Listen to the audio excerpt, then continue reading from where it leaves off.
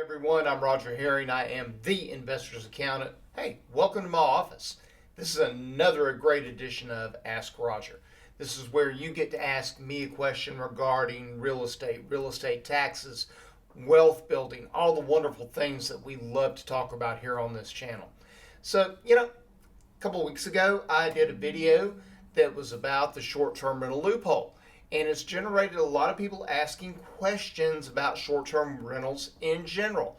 So today, I thought we would just talk about one of my favorite subjects, STR for the win. That's right, short-term rentals. We're going to talk all about them today. And we're going to have a real good time doing it, all right? You ready to get going? I am, so let's jump right in. First off, I refer to a short-term rental as an anti-rental.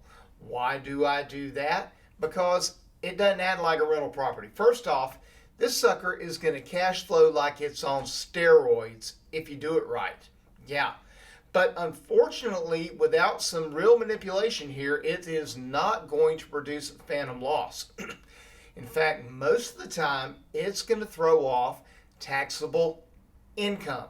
And guess what? The IRS knows this too, and they love for you to have taxable income. Wonder why? Well, let me give you my overall 30,000 foot view opinion of short-term rentals. First off, I think they are a tremendous part of any overall income strategy and a wealth building strategy because they don't just throw off taxable income or throw off positive cash flow. What do they actually throw off? They are throwing off multipliers. Yeah, I love multipliers because you acquire this with other people's money. As you have guests, the mortgage is paid down. Simultaneously, the property is appreciating. And between the appreciated value and the pay down, we have what we call equity. And equity can be stripped and turned into cash flow that you can use to reinvest. Let me make something very clear. Cash is not king. Cash flow is king. If you have equity in a property, equity and cash are the same thing. Cash is trash. If it's not moving, if it's not earning. Because if the market goes down and you have equity but haven't stripped it, guess what? The value of your equity drops as well. Okay?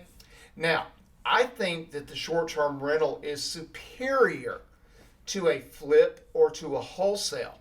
Well, why? Well, number one, the flip and the wholesale is ordinary income. So you're going to have to pay either a salary or self-employment taxes on it. But that short-term rental is passive. Yeah, no self-employment, no salary required. And you only have to rehab this thing one time and you're going to have a recurring annual profit and recurring annual cash flow many times almost on par with what you would do with a flip. Think about it. Every flip you have to find it, you have to rehab it, pay your holding costs, and then sell it. Okay? And then you've got ordinary income. You only have to do this one time and then you manage it. And, well, Roger, I don't have time to manage. Great. Outsource the operation. And you know what? As I already told you, when that equity goes up, strip it out, buy more property. That's the way it works. So, here's some things that I want you to kind of keep in mind regarding this. You got to keep it passive. That means no substantial services. The biggest one that I can think of is if you sent a maid in there to clean, or you went in there to clean while your guests were there. Providing maid service turns this thing into a hotel. And we don't necessarily want that in this strategy, but there is a strategy I'll share with you in a little bit that we might want to do that. Your biggest thing you got to watch out for is local regulation, because if they change the law regarding short-term rentals, you may be in trouble. My hometown of Asheville, North Carolina, huge hotel lobby. They have outlawed short-term rentals in the city of Asheville. Yeah. Now, here in Georgia, a little closer to my current home, a couple of years ago, Forsyth County changed the zoning requirements for short-term rentals and will only allow them in agriculturally zoned areas. The problem, what's a good part of the Airbnbs and the other short-term rentals in Forsyth County? They were on Lake Lanier. They were lake properties, and because of that change, short-term rentals on the lake became outlawed. Now you also have to watch HOAs. Why? Because if an HOA makes a change and doesn't grandfather it, now you're stuck with a property that's not going to work for you. What I always recommend to a client, okay, is make sure your numbers on that short-term rental or STR will also work for you if you have to convert it to a long-term rental. That's right, if the numbers work both ways, you're not going to get hurt. And last but not least, you're going to have a lot of guests coming into a short-term rental. You know, you can't fix stupid, but you certainly can insure against it. I've had colleagues that have had their cabins burned down. Yeah, the cabins have been burned down because people ignored signs that said decoration only, no fires. All right? Insure, insure, insure. So, there's got to be some sulfur with the molasses, Roger. Yeah, there's some sulfur. Here in Georgia and a lot of other states, you have to pay personal property taxes on the contents of the short-term rental. That means the beds, the couch, the chairs, the fridge, the microwave, even the silverware, all of the property, including your supplies, you have to pay property tax on. Now, it's not that big of a deal, but just know that you have to do it. And most accountants, our firm included, we don't file returns at the county level. So we don't file that personal property tax. Okay? Here's a good question. Let's talk about the IRS. Is it passive or is it ordinary? Passive income means it's a rental property. If it's ordinary, that means it's a hotel. And the biggest way to make it a hotel is to provide substantial services.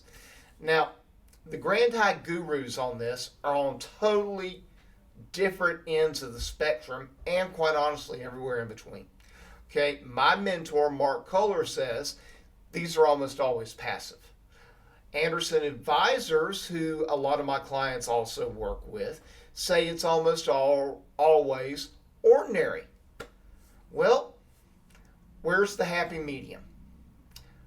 I say, let's let the IRS be right for once, because we have a strategy that turns short-term rentals into long-term rentals. It's actually based on the concept of sandwiching, a sandwich lease. I lease to you, you lease to somebody else. Or arbitrage is the buzzword of the day. Now, Anderson Advisors actually came up with this, so I give credit where credit is due. They call it the master lease strategy, and I've got a couple of videos on it. Please go check them out. But the bottom line here is, you know what? You can turn your short-term rental into a long-term rental. And that's a really good thing because of this next requirement. Material participation. Well, Roger, we already know we have to have material participation. Yeah, but what you probably don't know if you're a real estate pro, and a real estate pro is someone that's full-time, and I've got multiple videos that talk about it, so please check those out. But here's the deal. 750 hours minimum in real estate, more than half of your time to be a pro, but you also must have 500 hours across all your properties for material participation.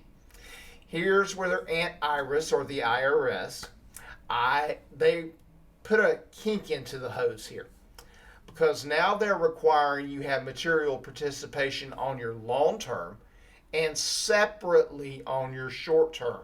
So if you got 7 long-term rentals, it's real easy to get that 500 hours. You got 1 short-term rental, you may have a problem. Now, there's more than one way to prove material participation, but here's an idea. Remember what I just told you about the master lease strategy? Turns short-term into long-term for your purposes. There's your answer. All right. Guys, I know this is going to have a whole lot of questions. So I'm just going to go ahead and give you a few last minute thoughts. Let's go away and go back to the main screen. So here's the deal. Always ensure. Look to your market, okay? Back during COVID, there's a small community in the North Georgia mountains called Blue Ridge. Everybody wanted a little bitty 2-bedroom cabin up in Blue Ridge because nobody wanted to stay in a hotel. So those were in demand. And you know what? Now everybody's got a 2-bedroom cabin in Blue Ridge and not enough guests to go around, and they can't sell it because nobody else wants it because that market is saturated. So you've got to watch your market. Make sure your numbers work both ways, both as a short-term rental and as a long-term rental, and know the rules. Like my first mentor, Clyde Hires, my college professor, told us, when you know the rules, you can play the game. And I add to that, when you master the rules, you win the game every single time. Until the next time, guys, Roger out.